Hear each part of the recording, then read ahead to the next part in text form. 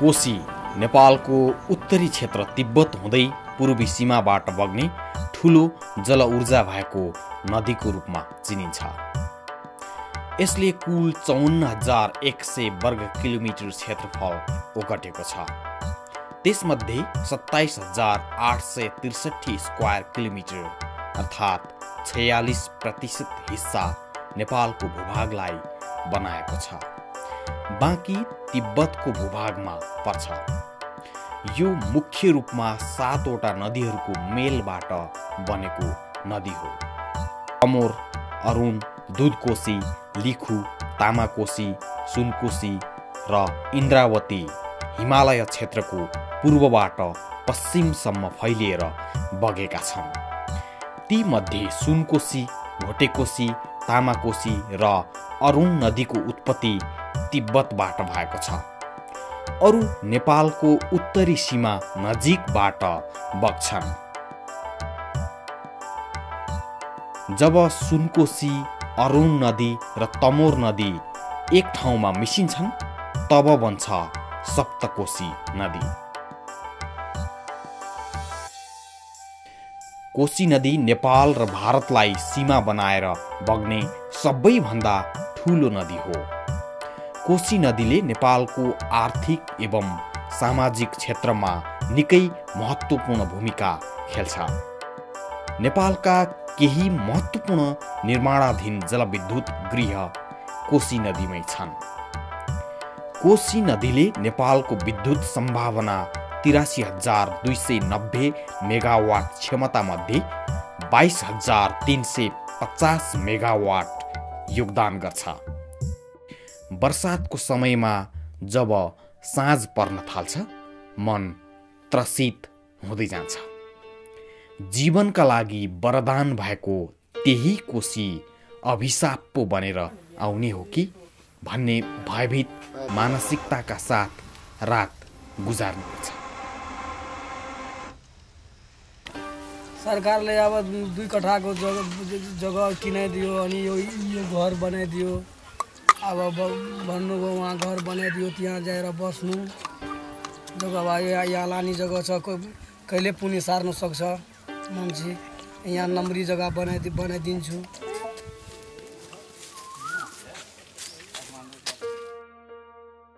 कोशीमा हरेक वर्ष दोहोरिरहने जोखिमलाई कम गरी कोशीबाट लाभ लिन पनि सकिन्छ।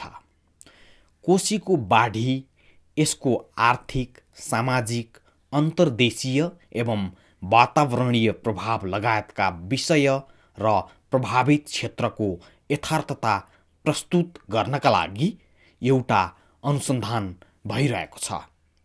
विश्वव्यापी रूपमा जुन जलवायुमा परिवर्तन आइरहेको छ त्यो परिवर्तनले नेपालका पनि यो आर्थिक, सामाजिक सबै क्षेत्रहरूलाई छुनेछ। विशेष गरेर यसको असर जलस्रोतमा अझ बढी हुनेछ। त्यो अर्थमा हामी एकातिर जलस्रोतको विकास गरेर देशको समृद्धिका कुरा गरिरहेका छौँ भने अर्को विश्वमा जुन भइरहेको जलवायु परिवर्तनको कारणले यो क्षेत्रलाई अब विशेष किसिमको प्रभाव पार्नेछ र अझ हामी हाम्रो जुन ऊर्जा आवश्यकता अनि त्यसपछि सिँचाइको आवश्यकता यी कुराहरूलाई महसुस गरेर ठुला ठुला ड्यामहरू बनाउन पर्ने हुन्छ। त्यो जुन जलाशययुक्त जुन बाँधहरू बाँध्न गइरहेको छौँ तिनीहरूमा कस्तो किसिमको प्रभाव पर्न जान्छ। त्यो त्यस्ता किसिमका पूर्वाधारहरूमा पर्ने प्रभावलाई कसरी यी जुन न्यूनीकरण गर्ने, जुन जलवायु परिवर्तनको कारणबाट पर्ने जुन प्रभावलाई न्यूनीकरण गर्ने दिशामा र त्योसँग अनुकूलन हुने के कुराहरू गर्न सकिन्छ त्यसमा ध्यान दिन जरुरी छ। त्यसैलाई मध्यनजर राखेर हामीले disaster risk reduction and climate change adaptation in Koshi river basin भन्ने यो एउटा अनुसन्धान नेपाल विकास अनुसन्धान प्रतिष्ठानले सुरुवात गरेको छ। यो climate and development knowledge network र स्टार्टको सहयोगमा यो सुरुवात गरिएको यो अनुसन्धान हो। कोशीले विभिन्न कालखण्डमा पटक पटक हजारौं बिघा उब्जायुक्त जमिनलाई बगर बनाइदिएको छ अनि थुप्रै मानवीय क्षति समेत गरेको छ। 2011 सालको बाढीमा पनि 1 हप्तासम्म यो सारा क्षेत्र डुबानमा परेको थियो। त्यति बेला कोशी ब्यारेज भने थिएन। त्यसपछि बल्ल तटबन्ध निर्माण गरिएको थियो। 18 फिट अग्लो पानी जमेको थियो। भारतले कोशी ब्यारेजको ढोका थुनिदिएपछि ठुलो जनधनको क्षति भएको थियो। त्यसपछि 2065 साल भदौ 2 गते अर्को ठुलो बाढी आयो।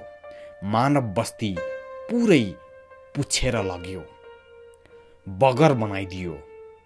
भयानक बाढीको 4770 क्युसेक पानी सुनसरी जिल्लाका कुसाहा, लौकी, घुस्की, श्रीपुर, हरिपुर, नरसिंह, मधुवन र बसन्तपुर गाविसमा पसेको थियो। सन् 2008 अगस्त 12 देखि परेको वर्षात र छाडिएको पानीको औसत हेर्दा यसपटक पनि कोशी ब्यारेजमा सम्झौता अनुरूप पानी नछाडिएको कारण लाखौं मानिसहरू घरबार विहीन बने। 5475 हेक्टर कृषियोग्य जमिनलाई बाढीले पूर्णतया प्रभावित पार्यो। यदि रातमा बाढी आइदिएको भए ठुलो मानवीय क्षति हुने थियो। बाढीले पूर्व पश्चिम राजमार्गको 15 किलोमिटर दूरी अवरोध भएको थियो। राजमार्गको 3 किलोमिटर भूभाग पूर्णतया बगाएर लगेको थियो। यस्तै सुनसरीको कोसीटप्पु वन्यजन्तु आरक्षका जङ्गली जनावर र तिनका वासस्थान समेत बगाएर लगेको थियो। बाढीले प्रभावित क्षेत्रका माटोले बनेका 2/3 घरहरू नष्ट गरेको थियो। बाढी आउँछ, ठुलो जनधनको क्षति गर्छ। केही एनजिओ, आइएनजिओले राहत बाँड्छन् अनि बाढीको विषय त्यत्तिकै सेलाएर जान्छ। अर्ना हात्ती बस्ने हजारौं हेक्टर जङ्गल पनि बाढीले पुरेपछि जङ्गली जनावर समेत आफ्नो आहारा खोजीका क्रममा मानव बस्तीमा प्रवेश गर्दा त्यसले अर्को जोखिम समेत निम्त्याएको छ। असुरक्षित वासस्थान एवं लत्ता कपडा नहुँदा बालक तथा वृद्धहरू शीतलहरमा परेर ज्यान गुमाउनु पर्ने अवस्था पनि छ यहाँ। गत वर्ष सप्तरीमा 32 जनाले यसरी ज्यान गुमाएका थिए। बाढीबाट प्रभावित भएपछि उनीहरूलाई सरकारले घर बनाएर नयाँ बस्तीमा सारेको छ। 235 वटा घर बनाएर यहाँ बस्ती बसाएको छ। तर पनि यहाँको पीडा भने जस्ताको तस्तै छ। 150-200 जम्मा थियो कि घर यहाँ डलवामा, त 200 जम्मा विस्थापित भएको छ। तर यहाँ 21 सालदेखि यो बिहार सरकार जुन त्यहाँबाट त्यो विस्थापित भएपछि त्यहाँ बिहार सरकारले यो जग्गा दिनुभयो ब्लक हामीहरूको बस्नको लागि, त्यो बिहार सरकारको नाउँमा हो। अहिलेसम्म हामीहरूको नाउँमा केही छैन, मात्रै बस्नको लागि मात्रै त्यो उच्चेन दिएछ। पहिला हाम्रो सबै थोक थियो, सबैको जिम्मेदारी शासन जब थियो नि हाम्रो यहाँको जिम्मेदारहरूले जति दिएको थियो नि त्यो सबै अहिले हाम्रो नम्बरीको रूपमा छँदैछ। तर बिहार सरकारकै त्यो डुबान क्षेत्र घोषित गरेर त्यो छोडिदिएछ, अलमलमै छ हामीहरू त्यस्तै। अनि अब त्यहाँ चाहिँ तपाईहरुको केही पनि अधिकार छैन? अधिकार हाम्रो एउटा नम्बरी रूपमा जुन कागजहरू छ नि त्यो त्यसमा हाम्रो जग्गाहरू देखाइरहेछ। त्योभन्दा अगाडि केही देखिएको छैन, केही कतैबाट केही आश पनि भएको छैन। हामीहरू अब मान्नु नि करिब से करिब एक पैसा पनि दिएको छैन। क्षतिपूर्ति हाम्रो बाबु बाजेको पालामा जे दियो होला 2-4 आना जति होला त्योभन्दा अगाडि केही देखेको छैन। कोशीले सखाप पारेको हजारौं बिघा उब्जाउशील जमिन त्यसै खेर गएको छ। त्यसमध्ये कतै कतै परवल, काँक्रा लगाएको देखिन्छ भने कतै बालुवाको व्यापार पनि देखिन्छ।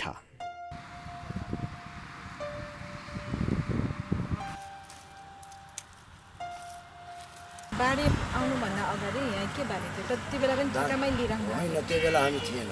त्यही बेला चाहिँ आफै गर्दै थिएँ अनि ठिकासिका पनि लगाउँथेँ अरू मान्छे गर्दै थिए हामीहरू गर्नु थिएन यो बलुवा परेर यो मर्बल मात्रै गरेको बाँध चाहिँ फुटेको कहाँबाट पार्या बाँध त्यहाँ माथि फुटेको त्यहाँ सफा हेर्दैन त्यहाँ सफा त्यो फुटेको त्यो कुसा अफिसको अलिक तलतिर त्यहाँबाट फुटेर यहाँ सबै पानी सबै पानी त्यतिखेर के धान बाली लाउँदै थियो अब धान बाली लगाउँछ धानहरू सबै लग्यो धानहरू सबै लग्यो अब लगेपछि अनि तपाईँले यो बाली के अरे पानी सबै गएपछि अनि यो फेरि परवल खेती सुरु गर्नु यो परवल खेती सुरु गर्ने तपाईँलाई कसले भनेर गरेर आफै गर्नुभयो आफै गरेको अब यस्तोमा चाहिँ परवल खेती हुन्छ भनेर आफै गरेको अरू साथीहरू गाउँको मान्छेहरू तलतिर गर्दै थियो कि उनीहरूलाई हेरेर हामीहरू पनि सुरु गरेको अनि यो परवल चाहिँ छ नि यो वर्ष तपाईँको चाहिँ कति उत्पादन भयो अहिलेसम्म त एक कट्ठामा कति खर्च भन्नु एक कट्ठामा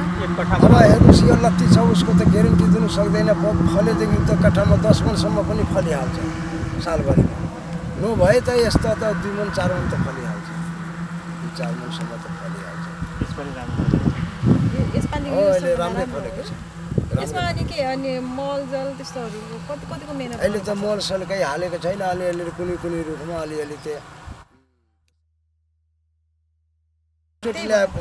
एकचोटि ल्याएर त्यो रोपिहालेको अब यो चाहिँ जति छ नि यो रुख जम्मै सुकेपछि यो पाकेपछि यसले सब जम्मै काटिदिने सफा गरिदिने यो बिरुवा मात्रै त्यो तल बचियो अनि त्यहीबाट फेरि निस्क्यो फेरि या ताम मरेको जुन ठाउँमा फेरि नहाल्दियो अनि त्यो सधैँ हुन्छ कि मतलब कति वर्षसम्म यो तपाईँको चैतदेखि फल्नु थाल्छ यो तपाईँको भादो आश्विनसम्म यो फल्छ कार्तिक से दसैँसम्म फल्छ मैले अघि भने नि त अनि लाउन चाहिँ यो आश्विनमै लगाएको हो यो वर्षलाई जति वर्षा भए पनि अब बालुवा यसमा पानी त जम्दै पानी आयो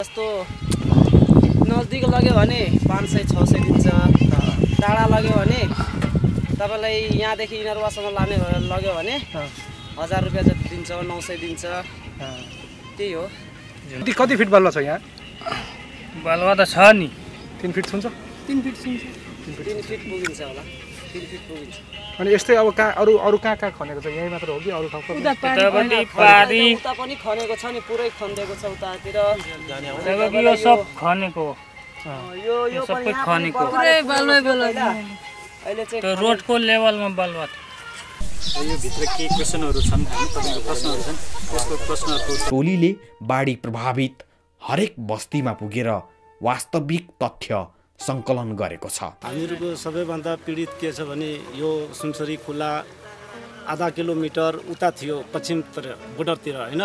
अब वर्ष बगदा हामीहरूको यता गाउँतिर आयो यो खोला। अब हामीहरूको यो खोला चाहिँ धेरै एकदमै दुःख दिइरहेको छ। खोला चाहिँ हाम्रो यो गाउँसम्म पुगेको छ। अब यहाँको जनता एकदमै धेरै पीडित छ। अब यहाँको जनताको यो खोला कसरी बचाउने समाजको यो हाम्रो सरकारको नीति आफ्नो राख्नुपर्छ। व्यापी रूपमा जलवायु परिवर्तनले पार्ने प्रभावको कारण हाम्रो उत्पादनमूलक क्षेत्रमा ठूलो असर परेको छ। परिवर्तन भनेको के हो, यसले के गर्छ भन्ने कुराको मान्छेले एउटा जनचेतना स्थानीय स्तरसम्म पुर्याउनु पर्यो। नत्र जलवायु परिवर्तन भन्ने कुरो कुनै माथिल्लो निकायको अथवा माथिल्लो व्यक्तित्वको अथवा विभिन्न व्यावसायिक र एकाडेमिक क्षेत्रको मात्रै कुरा होइन। यो हरेक मान्छेलाई असर पर्ने भए हुनाले त्यो कुराको सबैलाई जानकारी तलसम्म हुनु पर्यो। त्यसपछि यसले यसरी परिवर्तन भएकोमा के असर पार्छ र यसका प्रभावहरू के छन्, यसको हाइड्रोलोजिकल अथवा वाटर बडिजमा, हाइड्रोलोजिकल साइकलमा, रेनफलका रिजाइमहरूमा अथवा विभिन्न कुरामा यो जुन पानी पर्दा अथवा नपर्दाका अवस्थाले गर्दाखेरि, अधिक पानी पर्दा अथवा नपर्दाको अवस्थाले जुन स्थानीय स्तरमा जुन प्राकृतिक प्रकोपहरू, विभिन्न खालका प्रकोप विपदहरू पर्ने गरेका छन्, त्यसको चाहिँ पनि असरहरूलाई पनि अध्ययन गर्नुपर्ने परिस्थिति यसबाट देखिन्छ। त्यसपछि यहाँ अहिले के भइरहेछ भने खास गरेर अनुसन्धान गर्नेहरूले एकातिर अनुसन्धान गरेर पुस्तकालयहरूमा उहाँहरूका अनुसन्धानका ठेलीहरू गइरहेको अवस्था छ। उता जो प्र्याक्टिस गर्ने अथवा सरकारी निकाय अथवा निजी क्षेत्र अथवा गैर सरकारी अथवा नागरिक समाजहरूले त्यो कुरो थाहा नपाएको अवस्था छ। अब नीति निर्माता, कार्यक्रम निर्माताहरू र यो अनुसन्धान अध्येताहरूको बिचमा एउटा ठुलो एउटा समन्वयको अभाव छ कि कम्युनिकेसन ग्याप पनि भन्ने गरेका छौँ। त्यसलाई चाहिँ पूर्ति गर्नुपर्ने हुन्छ, त्यसलाई ब्रिजिङ गर्ने अथवा त्यसलाई चाहिँ एक तलसम्म पुर्याउने र त्यसलाई गर्ने एउटा लैजानुपर्छ जुन अभाव छ। अर्थात् मैले भन्न खोजेको के भने रिसर्च बेस्ड एउटा पोलिसी फर्मुलेसन र प्रोग्राम डिजाइन हुनु पर्यो, खास गरेर क्लाइमेट चेन्जको सन्दर्भमा, अन्यथा चाहिँ यसले त्यति काम गर्दैन। जलाशययुक्त बाँधहरूबाट पर्ने प्रभाव, हिमालमा हिउँ जम्ने र पर्ने प्रभाव, पहाडमा पहिरो, मौसम परिवर्तनका कारण हुने जलाशयमा प्रभाव र तराईमा पर्ने बाढीजन्य प्रभाव लगायत नीतिगत कुरामा पनि यो अनुसन्धानले नेपाल सरकार समक्ष सुझाव पेश गर्नेछ।